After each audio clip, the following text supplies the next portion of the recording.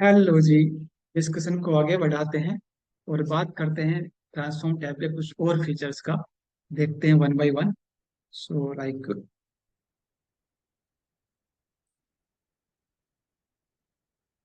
Open कर लेते हैं पावर क्रिएटर। ये अपने पास पावर क्रिएटर है। ट्रांसफॉर्म टैब में हमने लास्ट वीडियो के अंदर, अगर आपको याद हो तो, जिसने भी वॉच किया प्रीवियस वीडियो, सो हम लोगों ने बात कर ली थी कन्वर्ट टू लिस्ट तक। स्प्लिट कॉलम की हम ऑलरेडी बात कर चुके थे। होम टैब में सेम फीचर्स अपने पास अवेलेबल है। अब हम बात करते हैं फॉर्मेट से लेके। तो फॉर्मेट क्या है, अगर हमें जैसे नेम से पता चल रहा है कि मतलब मेनली अपना टैक्स पे अप्लाई होने वाले फंक्शंस। सो फॉर्मेट का मतलब कि आपको, अगर लेट्स अज्यूम कि आपको स्पेसेस हटाने हैं स्ट्रिंग के बीच में से, या वट एवर इट इज, आपको टैक्स चेंज करना है स्मॉल लेटर में कैपिटल लेटर में, उन उस तरीके के अपने फीचर्स यहाँ पे अवेलेबल है। देखते हैं वन बाय वन। तो सबसे पहला फीचर्स अपने पास यहाँ पे यही दिया, और लोअर केस में आपको कन्वर्ट करना, अपर केस में कन्वर्ट करना है। ठीक है, हर ईच वर्ड कैपिटलाइज, मतलब हर वर्ड का पहला लेटर आपको कैपिटल में चाहिए। तो क्वाइट सिंपल थिंग्स है। अगर आप एक बार अप्लाई करके देखना चाहते हो, यहाँ पे देख लो। हमने बोला कि भी हमें लोअर केस में करना, दैट्स फाइन। लोअर केस में कन्वर्ट हो गया। अगर आपको अपर केस में करना है, अपर में हो गया। अपर क्लिक नहीं हुआ अपना, सॉरी। अपर में हो गया। आपको कैपिटलाइज ईच वर्ड, मतलब हर वर्ड का पहला कैपिटल और पहला लेटर आपका कैपिटल होना चाहिए, वो करना आपको, तो ये कर। ठीक है, जो भी फॉर्मेट चाहिए आपको वो आप यहाँ से अप्लाई कर सकते हो टैक्स के लिए स्पेशली। ये देखने से समझ में आ रहा है कि टैक्स के फंक्शन थे तीनों। अब एक चीज और है कि अगर आप ध्यान से देखो, यहाँ पे एक चीज मैं बतानी चाहूंगा आपको कि स्प्लिट कॉलम और यहाँ से लेकर ड्यूरेशन तक के सेम ऐड कॉलम टैब में क्लिक कर रहा हूँ मैं, यहाँ पे देखना। सॉरी, हम बात कर रहे थे फॉर्मेट की। ठीक है, फॉर्मेट और ड्यूरेशन तक के यहाँ पे देखना ऐड कॉलम में। फॉर्मेट और ड्यूरेशन तक के सेम ऑप्शन सारे के सारे अवेलेबल हैं दोनों जगह।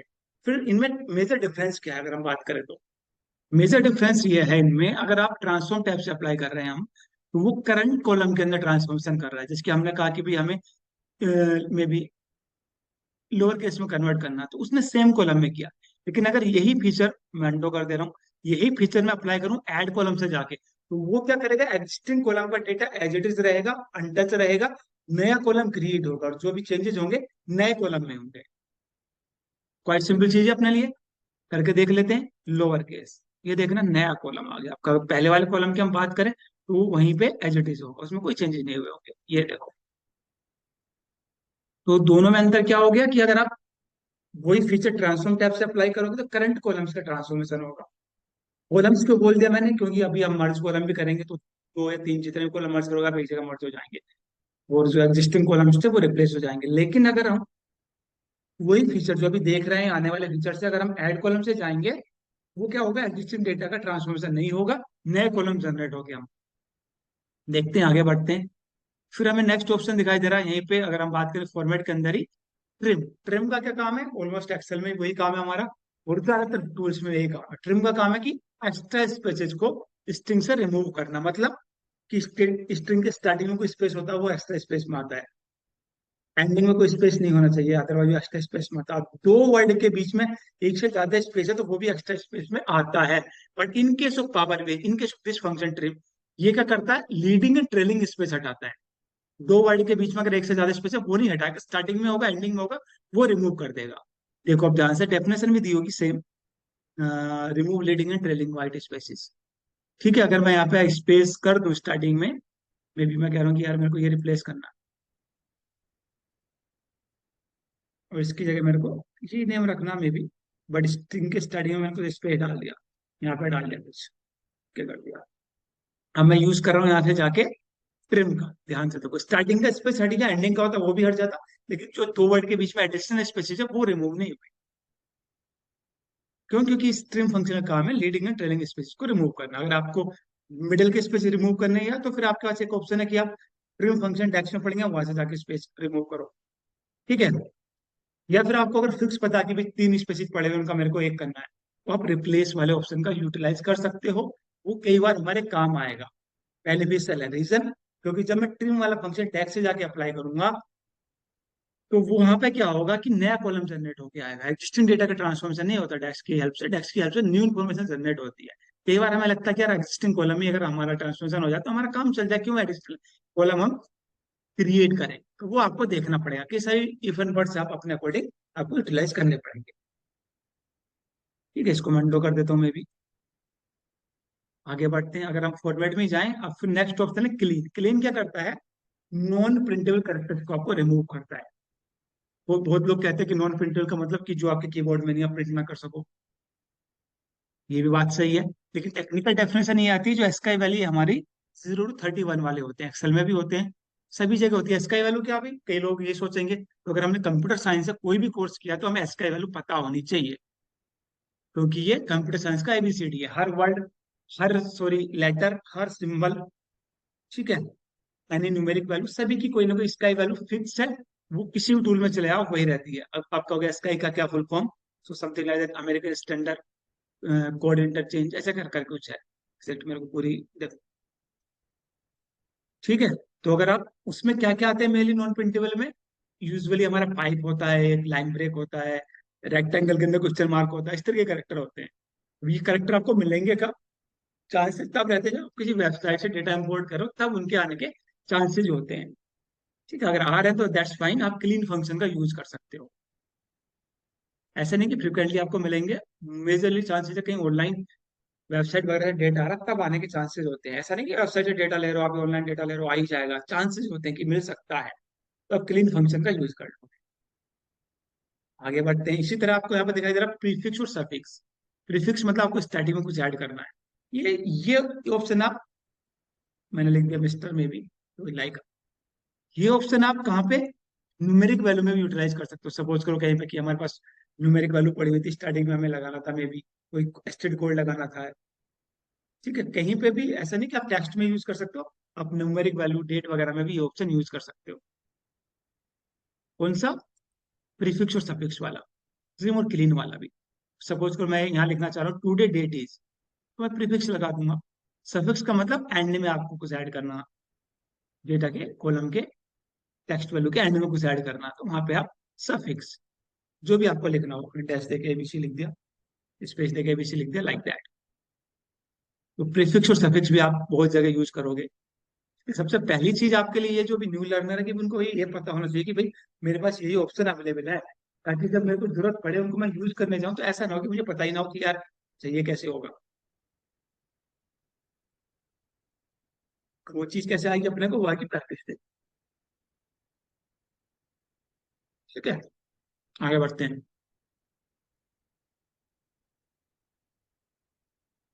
आपको यहाँ पे दिख रहा है मर्ज कॉलम। मर्ज कॉलम का मतलब कि अगर आपको फर्स्ट नेम सेकंड नेम मर्ज कराने हैं, may be phone number estate code अलग पड़े वो मर्ज कराने हैं, कोई भी वोटर आईडीज पड़ी है, टेस्ट वैल्यू में जो भी आपको मर्ज कराना है, एक से ज्यादा कॉलम आप मर्ज कराना चाहो, उसके लिए आपका मर्ज कॉलम ऑप्शन यहाँ पे अवेलेबल है।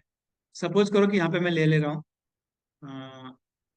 कॉलम कम लिए अपन ने, मैं कह रहा हूँ कस्टमर नेम के साथ में सेगमेंट मर्ज करना चाह रहा हूँ मैं भी। तो देखना, कंट्रोल क्लिक, मर्ज कॉलम्स।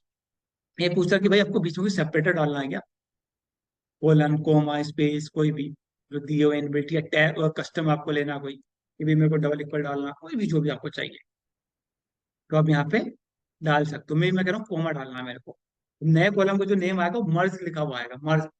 आपको चेंज करना आप कर सकते हो। मैंने इसका नेम दे दिया, नेम एंड सेगमेंट, तो अपने अकॉर्डिंग नेम रख सकते हो। ओके कर दिया मैंने, ये देखो दोनों कॉलम आपके मर्ज होके आ गए।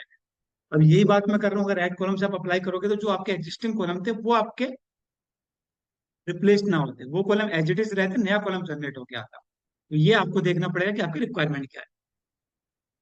ठीक है, दो या दो से ज्यादा कॉलम आप मर्ज कर सकते हो, जितने भी कंट्रोल क्लिक से सेलेक्ट कर लो और मर्ज कर दो, जितने भी आपको मर्ज करना है। आगे बढ़ते हैं, फिर आपको दिख रहा है एक्सट्रैक्ट। एक्सट्रैक्ट का सिंपल फंडा है कि आपको अगर टेक्स्ट वैल्यू से या मे बी कोई भी डेटा से कोई पार्ट, स्पेसिफिक पार्ट एक्सट्रैक्ट करना डेटा का, पूरा डेटा नहीं चाहिए कॉलम से, मतलब पूरा कॉलम नहीं चाहिए, इसका कोई स्पेसिफिक पार्ट चाहिए आपको। जैसे यहाँ पे दिया हुआ पहला ऑप्शन एक्सट्रैक्ट के अंदर कि आपको लेंथ लेनी है, चलो पहले लेंथ की बात कर लेते हैं।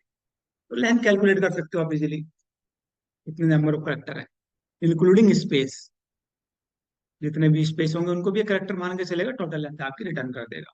मैं कह रहा हूँ कि भी मेरे को स्टार्टिंग के कुछ करेक्टर चाहिए, तो आपका ऑप्शन अवेलेबल है फर्स्ट करेक्टर्स। जैसे कि अगर आप, मैं कंपेयर करूँ डेक्स में या आप एक्सेल वगैरह में देखते होगे, लेफ्ट फंक्शन की तरह कुछ कुछ काम करता है कि भी हमें स्टार्टिंग के 5 करेक्टर चाहिए थे।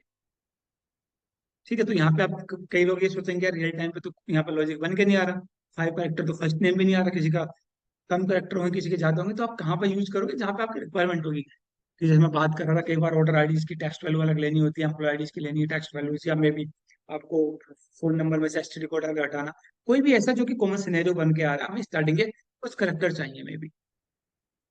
एंटर, स्टार्टिंग के 5 करेक्टर। ऐसे ही अगर आपको एक्सट्रैक्ट करना है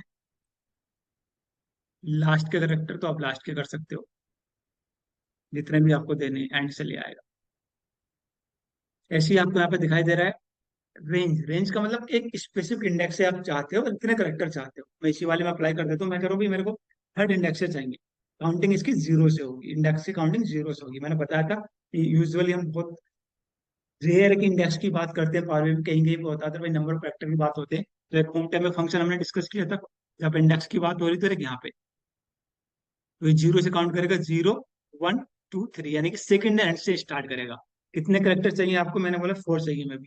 तो सेकंड एंड आई ई और स्पेस, सेकंड एंड से एन आई और स्पेस, ऐसी बाकी सबका ले ला। तो हमें किस इंडेक्स से कितने करेक्टर चाहिए वो हमको यहाँ पे बताना। ठीक है, आगे बढ़ते हैं। होम टाइम में किसकी बात कर रहे थे हम, कि होम टाइम में कौन सा फंक्शन था जो कि इंडेक्स की बात करते हैं, जहाँ पे काउंटिंग जीरो से होती है इंडेक्स की।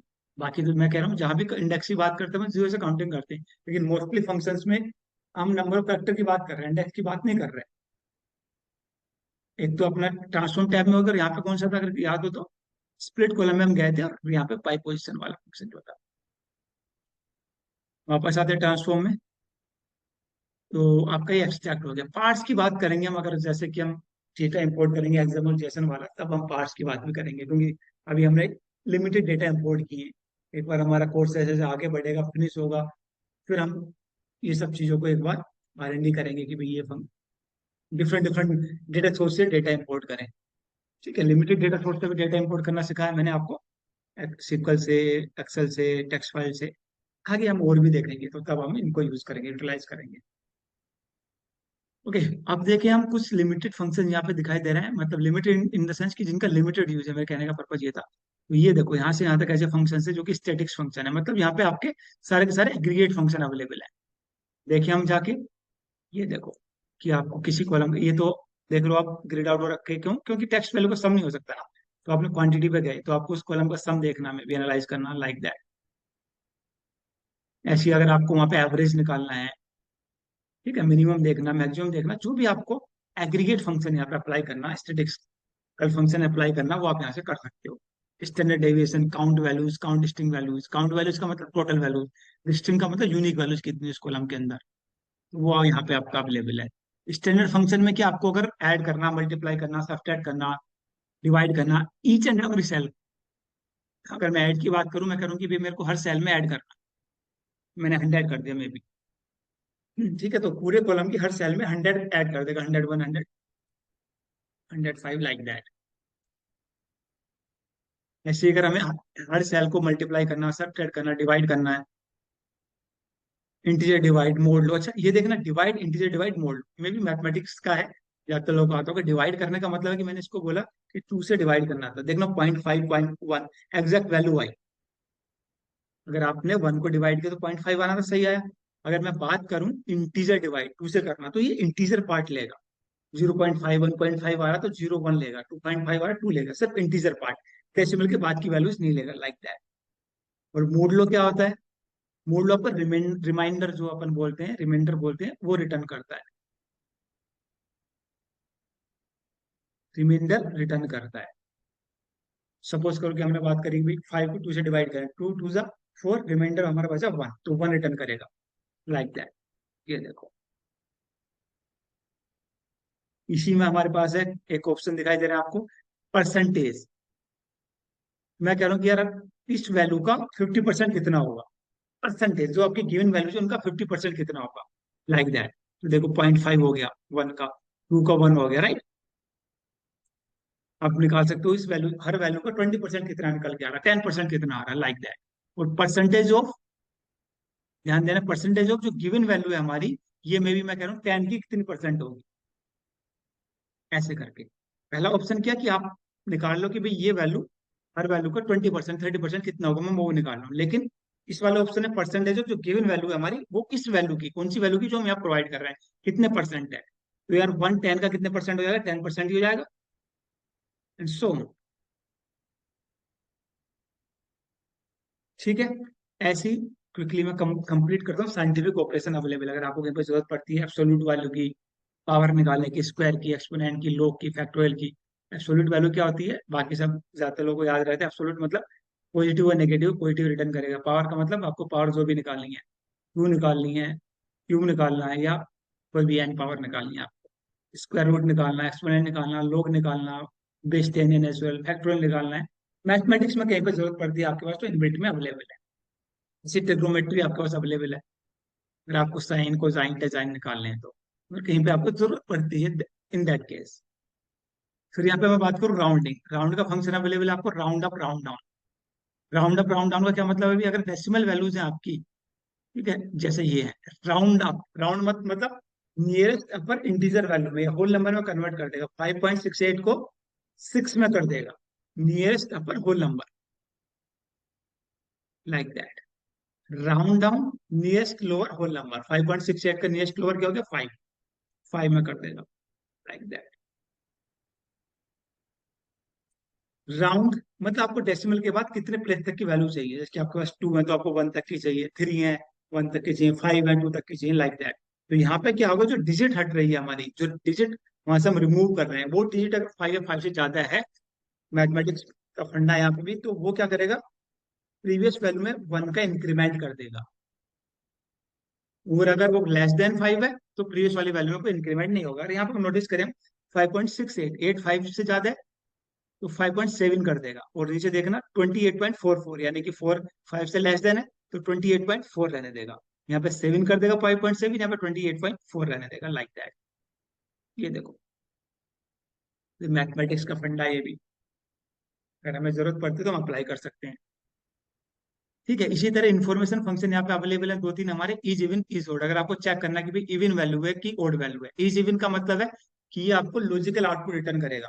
लॉजिकल आउटपुट मतलब कि हम चेक करें is even, is even check करें तो अगर इवन है तो ट्रू, ओड है तो फॉल्स, करके देख लेते हैं। ठीक है, देखो false true false true, false false. पहले वाले में फॉल्स से देखना इवन थी, नहीं ओड थी। दूसरे वाले का ट्रू था, देखना क्या थी, इवन थी। ऐसे ही दूसरा वाला फंक्शन है इज ओड, इसका अपोजिट है, अगर ओड है तो ट्रू, नहीं तो फॉल्स। कहीं पे आपको रिक्वायरमेंट आती है कि इवन और ओड चेक करने, तो आप ये फंक्शन को यूटिलाइज कर सकते हो। इसके बाद साइन, साइन के रिटर्न करता है आपको पॉजिटिव एंड नेगेटिव वैल्यू में, अगर आपकी तो पॉजिटिव के लिए 1, नेगेटिव के लिए -1। देखना चाहते हो यार टोटल डेटा के अंदर कितनी नेगेटिव है कितनी पॉजिटिव है, ऐसा कुछ रिक्वायरमेंट आ रही है आपकी, तो आप क्लिक कर सकते हो उसके ऊपर। क्या पॉजिटिव होगी वहां 1 रिटर्न करेगा, या नेगेटिव होगी वहां पे -1 करेगा। सिंपल सा फंडा है इसका। ठीक है, तो मेरे ख्याल से यहाँ तक आपको समझ में आ गया होगा। नेक्स्ट वीडियो में हम यहाँ से आगे कंटिन्यू करेंगे। नेक्स्ट एक दो वीडियो में हम पावर क्रिएटर फिनिश करेंगे, फिर आपको रिलेशनशिप और डेक्स वगैरह में बताऊंगा। ठीक है, और कोई भी क्वेरी है आप लोग कमेंट कीजिए, कोई इशू नहीं, आपको रेस्पॉन्स मिलेगा 100%। कोई भी एक्सवाइजी क्वेरी है आपकी तो आपको रेस्पॉन्स मिलेगा। चलिए जी, मिलते हैं अगले वीडियो में। Be happy, have a nice day.